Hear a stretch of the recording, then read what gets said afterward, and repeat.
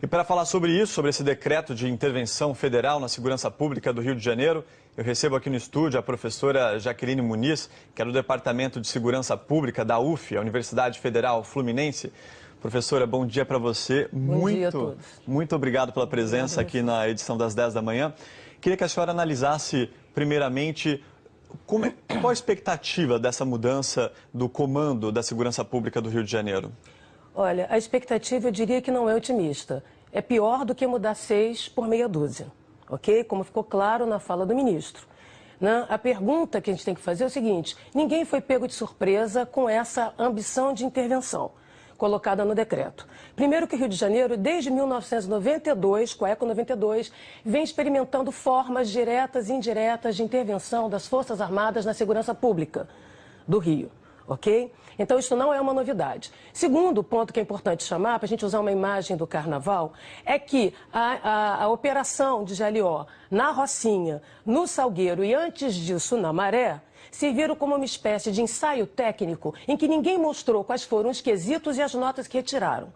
Até agora, apesar de ter gasto quase 300 milhões na Maré por mais um ano, aqueceu a panela de pressão sem produzir resultados substantivos, ninguém apresentou os relatórios de eficácia, eficiência e efetividade do emprego das Forças Armadas em suporte à ação policial no Rio de Janeiro. O que nós tivemos e temos assistido no Rio, na verdade, para ser muito clara, é a substituição do arroz com feijão da segurança pública, que é o que funciona, correto? Não é invenção da roda, o dia a dia dos policiamentos por operações policiais, pelo sobe e desce morro, pela teatralidade operacional, que tem rendimento político, rendimento político, rendimento eleitoral, rendimento midiático, mas pouco efeito no cotidiano. Se é de fato para combater o crime organizado, não será esse efeito espanta-barata que tem se produzido com sobe e desce morro, com a chamada síndrome do cabrito, agora articulada, envolvendo as Forças Armadas, que, aliás, têm plena consciência de sua incapacidade de agir como polícia,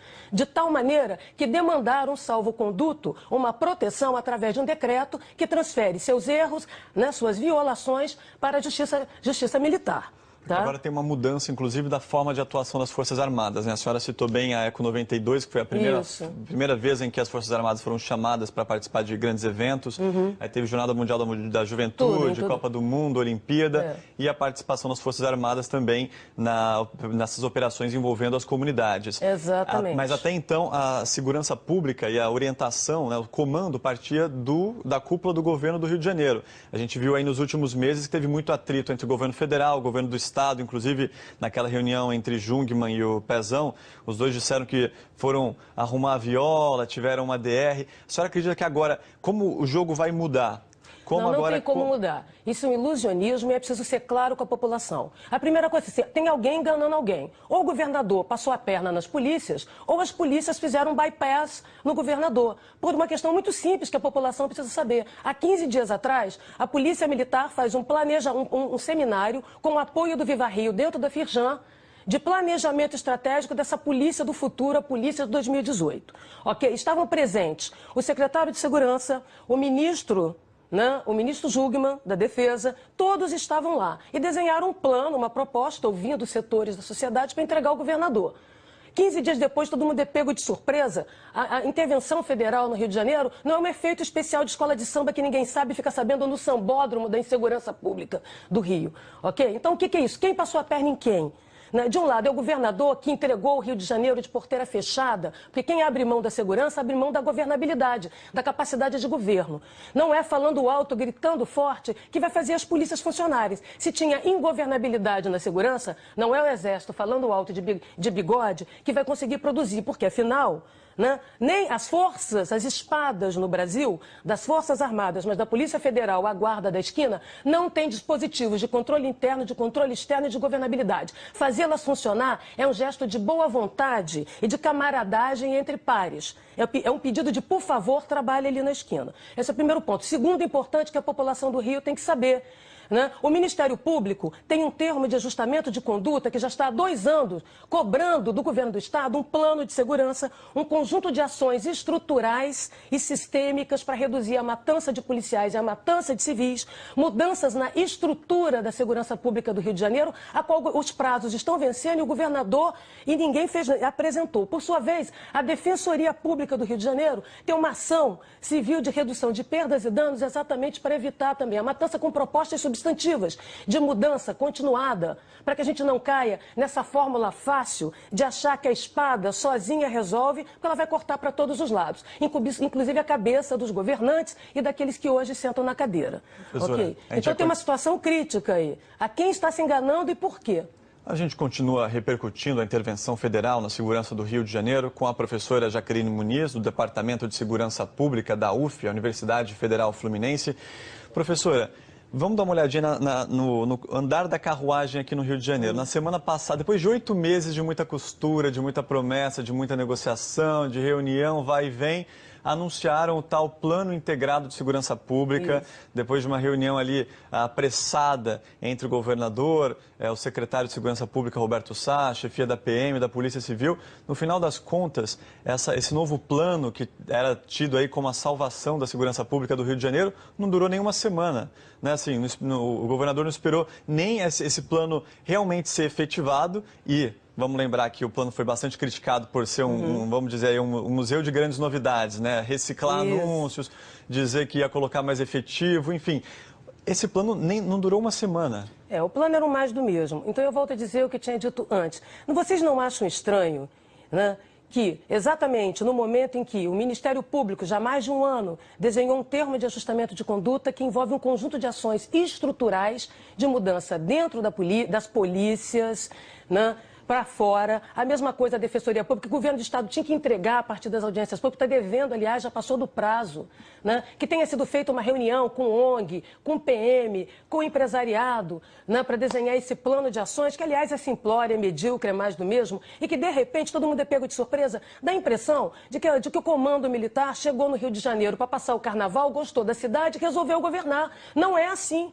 Tem uma articulação política por trás, sim. E se é mesmo para combater o chamado crime organizado, como metástase, não existe crime organizado que não tenha chancela, conivência e conveniência de setores do Estado, de setores do governo. Afinal, é através do dinheiro do crime que se faz caixa 2 de campanha. E que crime é esse? Através das mercadorias ilegais, que vai da banda larga às drogas. Mas voltando ao ponto do Rio de Janeiro, por que a Polícia Civil foi intencionalmente sucateada no seu trabalho de inteligência, no seu sistema de dados, nas suas equipes de investigação e na atividade de perícia? Porque, pelo que eu saiba e que o mundo saiba em termos de pesquisa, do que funciona e do que não funciona, é atividade discreta e não barulhenta, espetacular, né, de investigação e inteligência que consegue desbaratar economias criminosas. Professora, tem né? E não o efeito espanta-barata da ostensividade. Aqui a gente faz polícia de espetáculo, polícia ostentatória, polícia ostentação. Isso é por um lado. Por outro, transformar a polícia militar numa mercadoria. Vender o policial, alugaram, precarizaram o policial militar para iniciativa privada. Lapa Presente, Lagoa Presente, que até então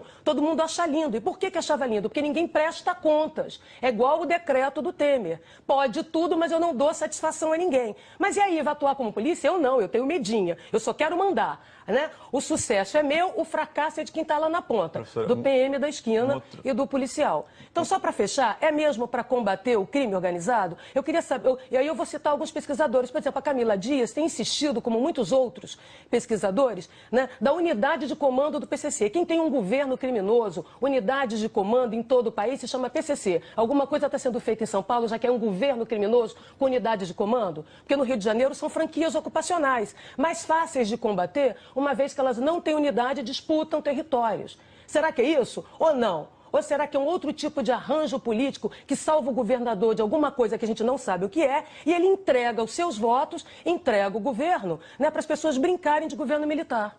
Professor, tem outras questões que eu ainda gostaria de repercutir com você e com outros especialistas da área de segurança pública, como, por exemplo, transparência de dados. O Ministério Público do Estado já reclamou essa semana, deu uma entrevista dizendo que falta transparência nessa situação envolvendo dados aí das polícias. É uma reclamação também envolvendo nos bastidores aí do Exército que reclamam dessa falta de transparência. Eu quero agradecer muito a entrevista da senhora. Me permitisse falar sobre isso, que é muito importante. Primeiro, eles dizem que tem integração, quando a gente sabe que na prática não há. A primeira coisa é que não temos mecanismos de governabilidade das polícias no Brasil, não é apenas no Rio de Janeiro. 2, os dados aqui são tratados como questões pessoais, intransferíveis e ambulantes. Ou seja, não se produz inteligência, e sim disse-me-disse, fofoca de um contra o outro, ok? E mais grave que isso, tem agora uma intervenção, então do limão à limonada. Tem um governo militar, porque o governo militar de ocupação com retórica da paz foi o PP que foi sabotado por dentro. Agora sobra, de novo, a lógica da teatralidade do confronto. Fechando, então, se tem uma intervenção, porque o Rio de Janeiro está ingovernável, se é essa retórica que se quer fazer acreditar, é fundamental que se tenha uma auditoria imediata na Polícia Militar para saber em que estado ela está e foi precarizada, em que estado o interventor vai entregar, o mesmo na Polícia Civil, o mesmo no Corpo de Bombeiros, o mesmo no sistema prisional. Mas é necessário observação externa e internacional. Isso não é brincadeira. Aqui ninguém presta contas. Cadê os relatórios da Operação do Salgueiro, da operação na Rocinha? Cadê a prestação de contas? O sucesso aqui tem a ver com a manipulação de dados. Como é que você diz que está seguro quando você esconde a informação e produz autocensura? Isto não é produzir segurança pública. Agora, o que eu quero fechar é dizendo que muita gente vai ganhar com isso. O crime organizado agradece, o PCC agradece, os falsos profetas da segurança pública agradecem e os mercadores da proteção. Estamos diante de uma temporada de abertura das chantagens corporativas e das negociatas da segurança. Que Deus nos proteja, porque ele está ainda no Rio de Janeiro. Professora, obrigado pela sua contribuição aqui no Jornal das 10 da manhã da Globo News.